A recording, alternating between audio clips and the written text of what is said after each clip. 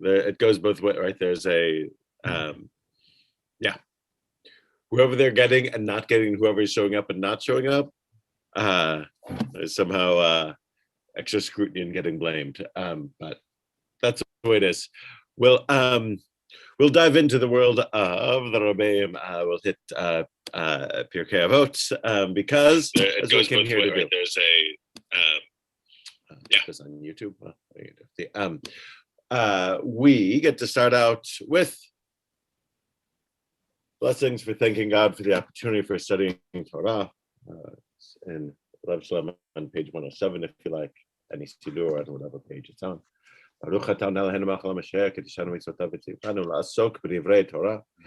You make the words of your Torah sweeten our mouths in the mouths of the house of Israel, your people, so that we, our children, and all the children of the house of Israel may come to know your name and study Torah for its own sake.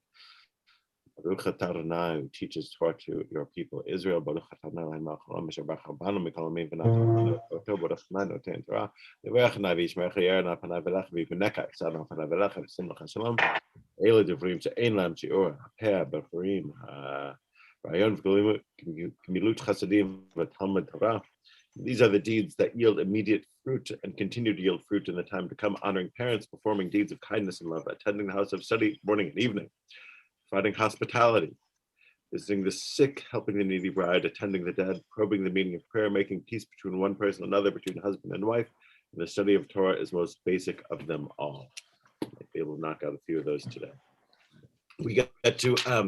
We have made our way to chapter 3 of Avot. And I think we hit Mishnah number 3 today. If you're following along in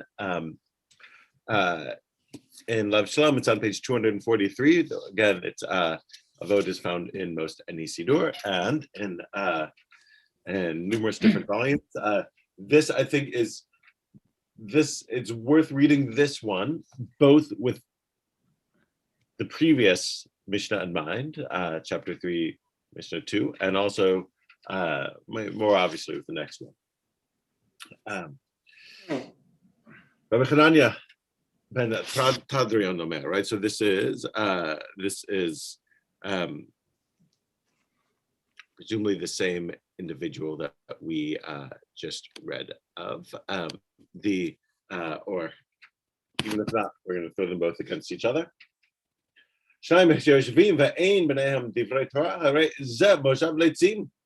Shnayim moshav leitzim lo yeshav.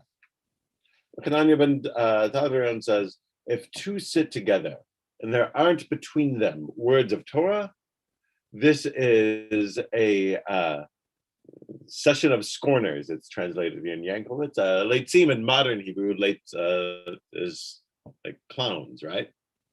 In modern Hebrew, apropos of Purim. Here it sort of has a more cynical edge to it, as it said, and in support of this view, as is common in rabbinics, they will cite a proof text. The proof text here is the first line of the book of Psalms, that in the session of scorners, of clever cynics, the praiseworthy person does not sit.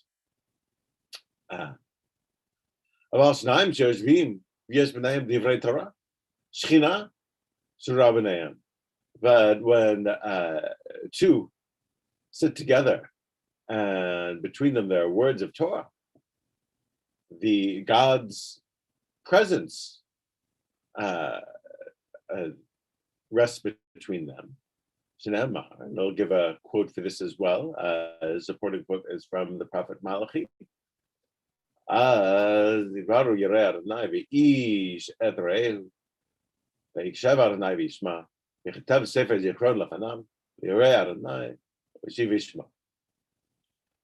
those who fear God spoke to one another, and God listened and heard, and a book of remembrance was written before God for those who fear God and who give thought to God's name.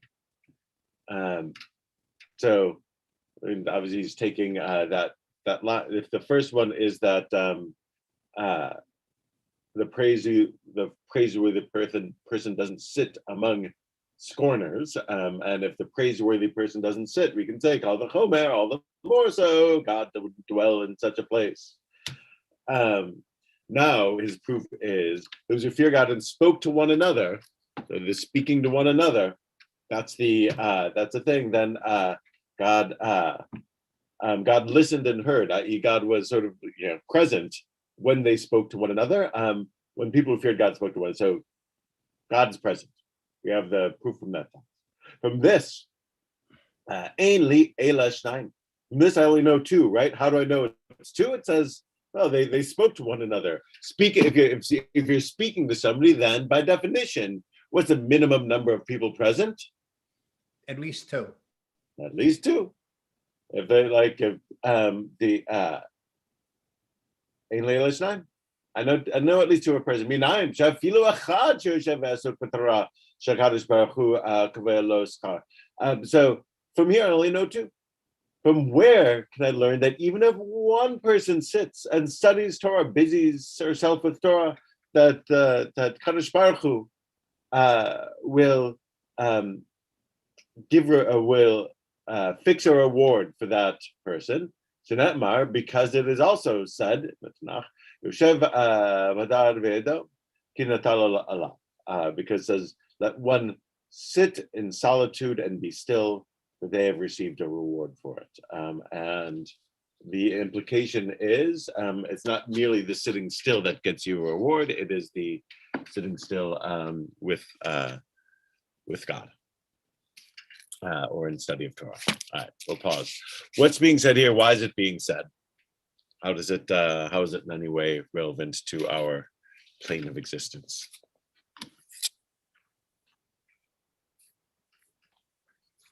Are we doing this because we fear God, because we love God? This does not say.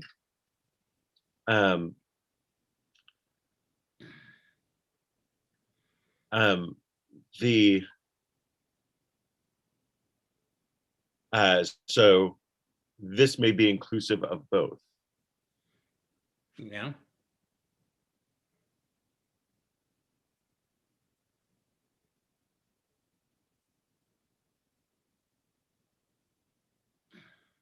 One thing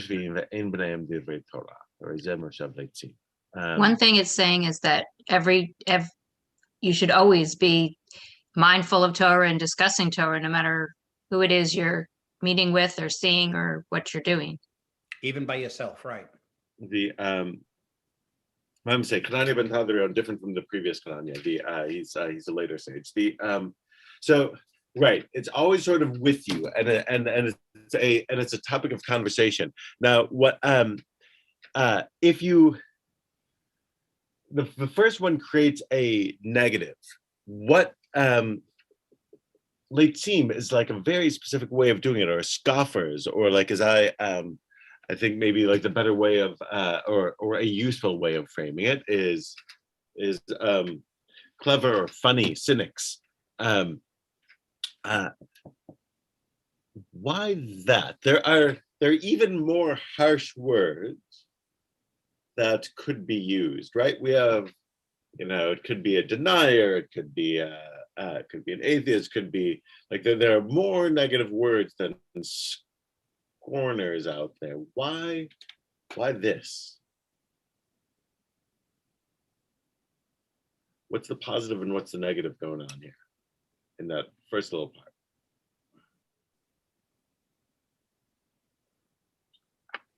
If they're taught that a scoffer should not do that, maybe it's his ability to learn not to do it and to respect Hashem.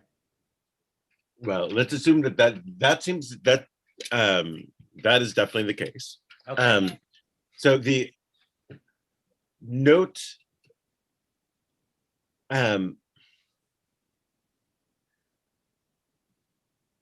Leitzim again has a clever cynic aspects to it. It's one thing to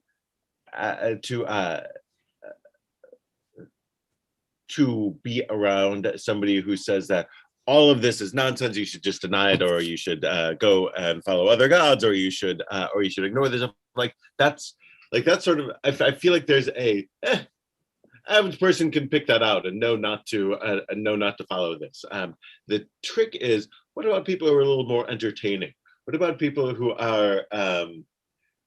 aren't overtly peddling, not being on the right path, but just sort of mock the right path and make it cool not to be doing the right thing, and make it like funny to like not do the right thing, like that sort of clever cynicism, I feel like is on some level implied here, because who wants to hang around people who are polemical against something? This is more people who are smartly and snidely doing clever takedowns.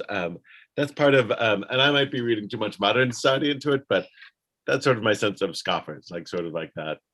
Maybe a little too much mocking.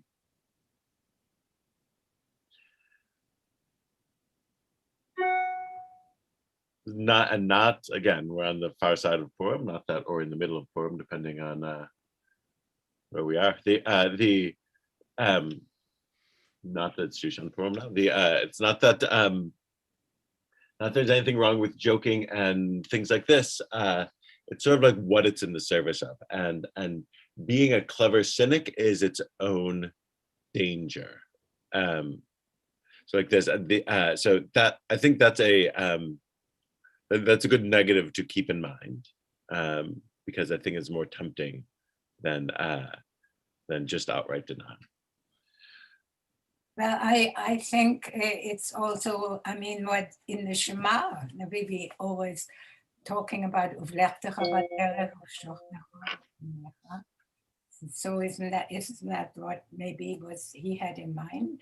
Nice, right? Nice. The notice he doesn't use as a proof text, but I think that's right. Like you're, talk about this all the time. But there's also so that's definitely the case. Look at throw this against the previous one. In that go round, pray for the welfare of the government, for if people do not fear it, they'd swallow each other alive. That in our said the last week, I feel like we hit like in a Hobbesian state of nature. We're relying on a possibly corrupt government to protect us from literally swallowing each other alive. But you know what? In the turn of a couple of words, suddenly, if we talk Torah, then God's very presence is among us, right? Like this is sort of this power of Torah moment that in one situation, we're swallowing each other alive. In the next situation, we in Neusner's phrase, like we literally sup with God, right? Suddenly, it's like you couldn't have a greater contrast. One is this absolute animalistic battle, and then suddenly, not only is there sort of like refined dining taking place, but like we're all the way to God is a guest at your table, and the difference is exchanging words of Torah.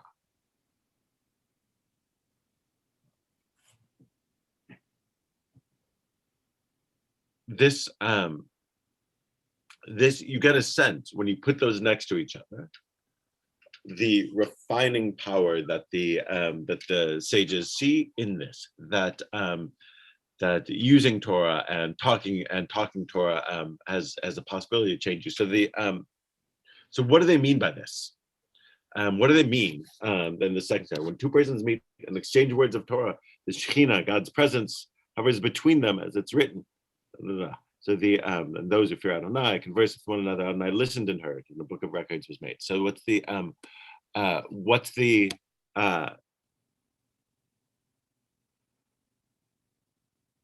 does that mean?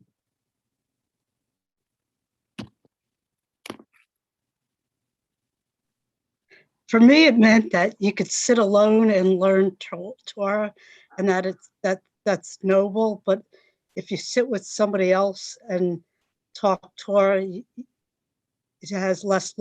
You could grow. If you sit alone, it has its limitations. Right. I think right. There's a. It is not useless, meaning that he goes out of his way to say it's a good thing, right?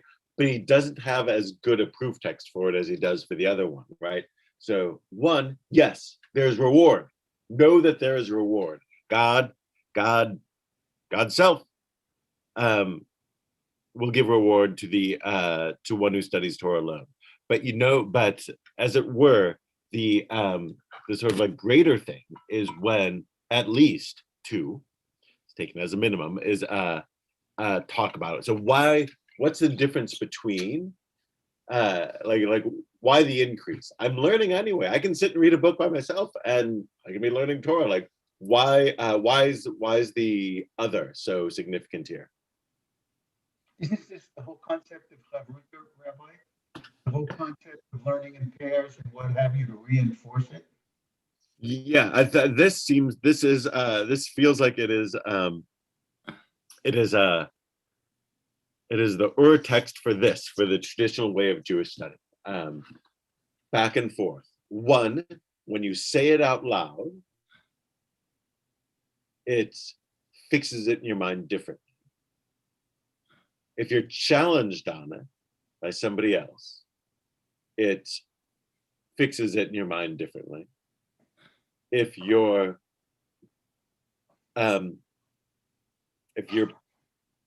defending it, if you're like there seems to be something, and maybe you're teaching it, right? Like that, maybe you're teaching it or learning it, and in either instance, there's a sense of God takes an interest. Right? God's not. It's sort of fun. It's not that God is teaching. God is dwelling. The Shekhinah is there as it happens. But are you doing this for God or yourself? I mean, in the wise aging class, we do the Chavruta exercises as a point of amplifying like a kind of self-awareness. Forget about doing it for God. You're doing it to expand your own.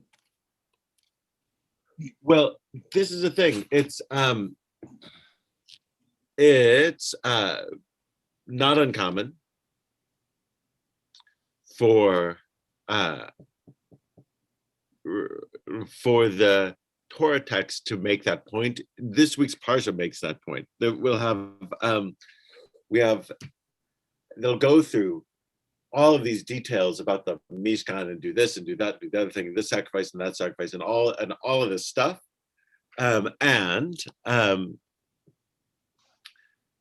Near the end of it, and this is where I'm going to go later today, I hope. In this week's parsha, chapter 29 of Exodus, end of verse 4. For there I will meet with you, and there I will speak with you, and there I will meet with the Israelites, and it shall be sanctified by my presence. I will sanctify the tent of meeting and the altar, and I will consecrate Aaron and his sons to serve me as priests. I will abide, I will dwell among the Israelites. Now I will be their God, and they shall know that I am Adonai their God, brought them out of the land of Egypt, that I might dwell among them. I, Adonai their God. Like all of these details aren't for God. All of the sacrifices and all the stuff isn't for God. God's the implication is okay on God's own in the sense of like doesn't require it, is complete without it, and wants us to have the opportunity to experience God's presence and to benefit from God's presence. So do these things and God will dwell among you. So this, in a sense, is a great link to what we'll read a little bit later this morning in Parshat Tetzaveh.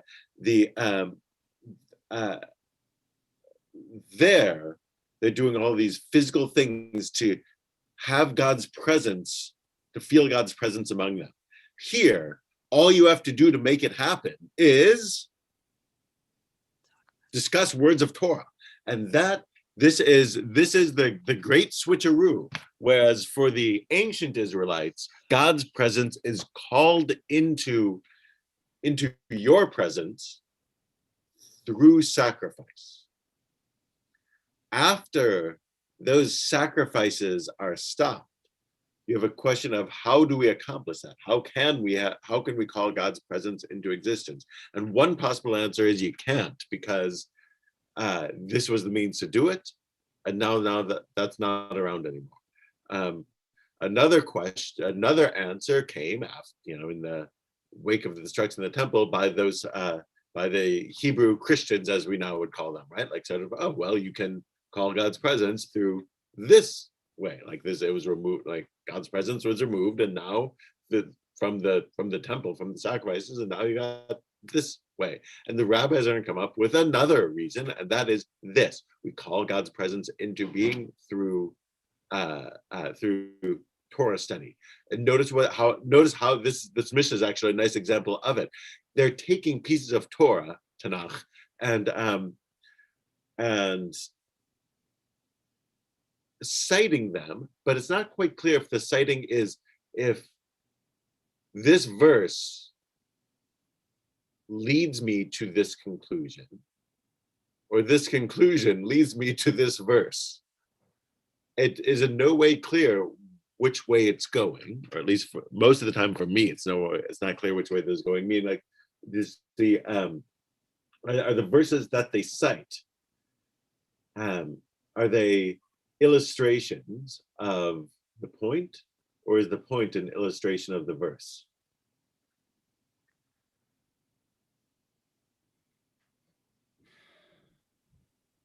Rabbi, either way, like just very simplistically, it's a constant reminder. Like if you never talk about Torah and you're not reminding yourself, it's the same as, praying every day, like all of it. It's, if you don't talk about it and do it and live it, you forget it. So, and there's so much Torah to go through that if you constantly talk about it, it's bringing up, maybe not even expanding, but just even reminding what you're supposed to be doing. Yes, I think that's good. Yes, it's about the constant presence, right? Like, so two people together, like that's just it. Like, know that when you have an interaction with another person, the possibility exists of you can either be existing on the level of the previous Mishnah, where were it not for a authority holding physical power over you, you would be eating each other alive. You would like that it would be this constant state of acrimony and seeking after scarce resources, and you are a competition to me for food or for whatever, right? Like like whatever it is, like that everything is competition. We need somebody just to keep a lid on it.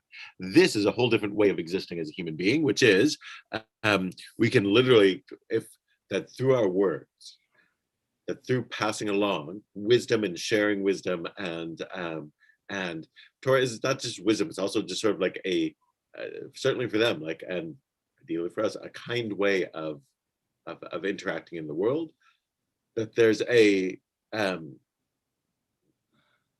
God is among us. Like, we don't need the Romans to keep a lid on us. Like, God dwells among us when our conversations, whenever we interact, take place on a certain level. And that sort of that every human interaction has the potential to have God into it is really sort of lovely, and all it takes.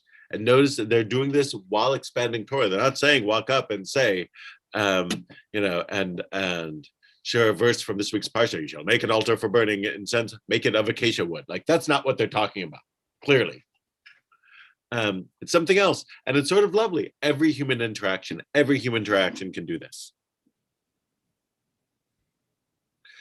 And then, to make sure that you're not missing it, that if you're like, well, nobody's around, so I guess I'm okay, he goes back and makes sure that it's true for two or more people, and it's also true for one.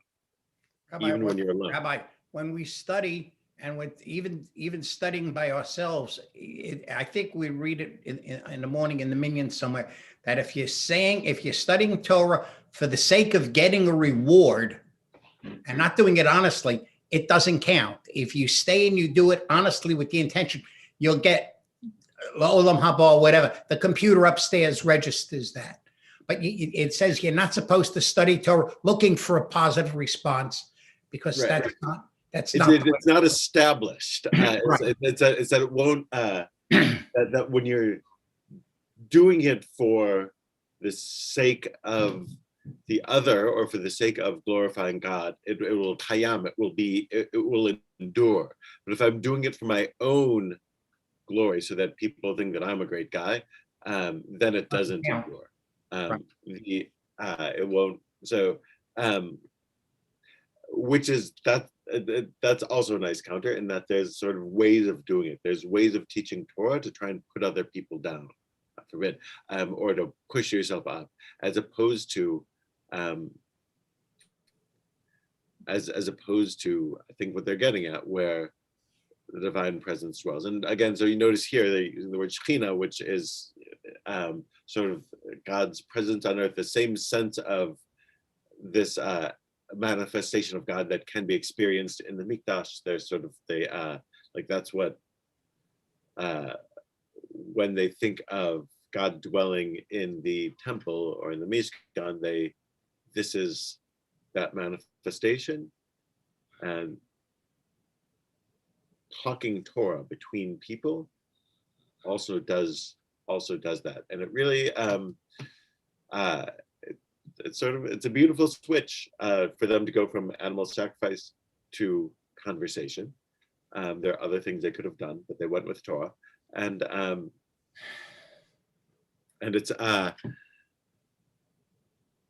and it feels like this is part of the secret as to how does Judaism make it through the difficult times that they were living in, and subsequently it's knowing that that there's a certain way we can experience God's presence. It is not through thunder and lightning at Mount Sinai. Like little things can help us connect to something larger. All right, we'll pause there. We're going to pick up with this next week. Also has it for eating, and I feel free to hang around. We will pick up in 15 minutes in the sanctuary for tefillah. Shabbat shalom. Shabbat shalom. Thank you, Rabbi. Shabbat shalom.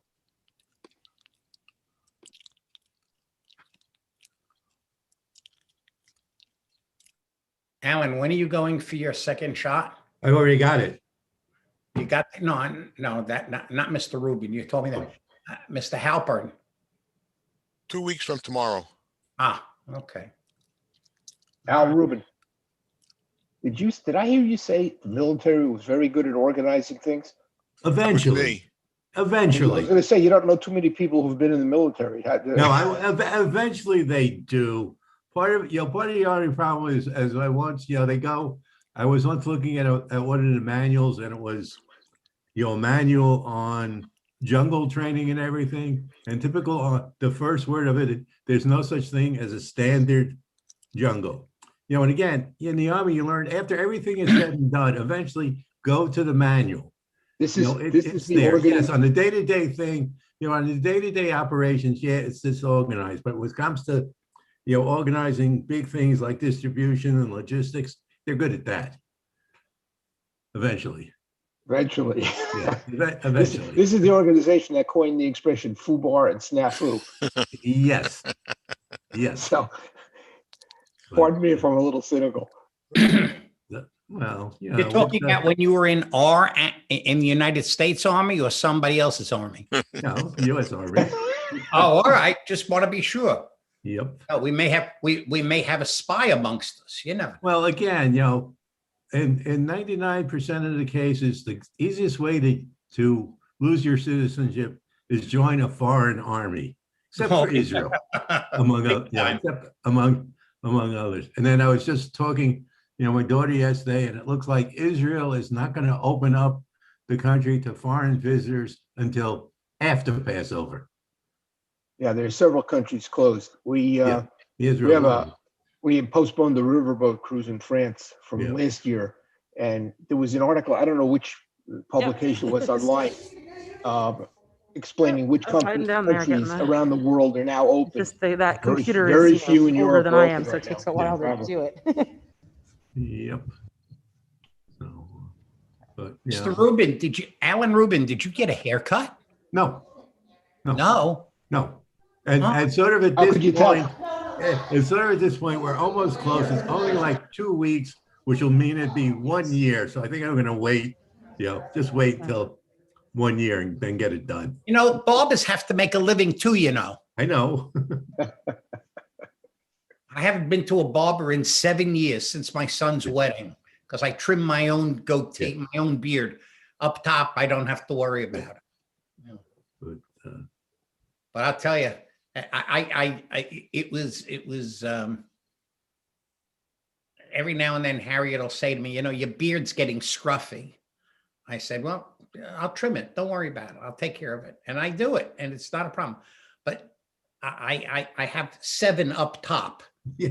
And I clean those on a regular basis. Right. I really Right. do. So when I used to go to the barber, I'd say to him, do me a favor, give me a different hairdo, split it down the middle. He says, you got 7. Which one do you want me to pull out first? Do you want some of my hair? Yeah. No, I'm And then- beyond that, dear. Thank you very much for the offer. They don't charge you for cutting the hair. They charge you for finding it. Yeah. Yeah, they do. They do. And remember, See you later. after a barber gives somebody a haircut, what does he have to do?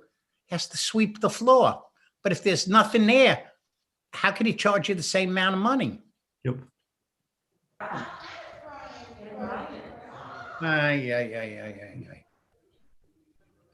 Brian Grossman the other day wearing that long shadel looked very cute. Yeah. Yeah.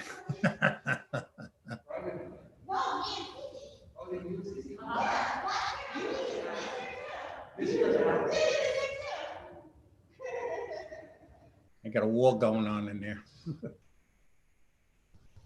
It was really good to see Frank Dondershon last night. Sure was. It sure was. It was tough to see him. You only saw him from the eyes up, but and Sort I of thing makes me getting crazy. The moving camera's down, just but- slightly crooked. Boop, Huh? there. but he Perfect. was there. That's what counts. Yeah, absolutely. That's what counts. Yeah. I mean, how many hours you putting in a week with your care, with the person you take care of? Well, it's been a little less because she had a leg amputated. It used to be a lot more because she had her leg amputated, and she's currently in a physical rehab, where Did they're doing intense physical and occupational therapy. So it's not nearly as much as we used to do, but Does she's she have a phone? Does she have a phone where you could call and talk to her? yeah. Oh yeah, we talked yesterday. Yeah. Well, that's what I do with Aldo, and I'm on the phone with him. If not every single day, maybe every other day. Or he will call me to see how things are going, or he will tell me I'm feeling much better or whatever. And I'm literally on the phone. I used to do it once a week.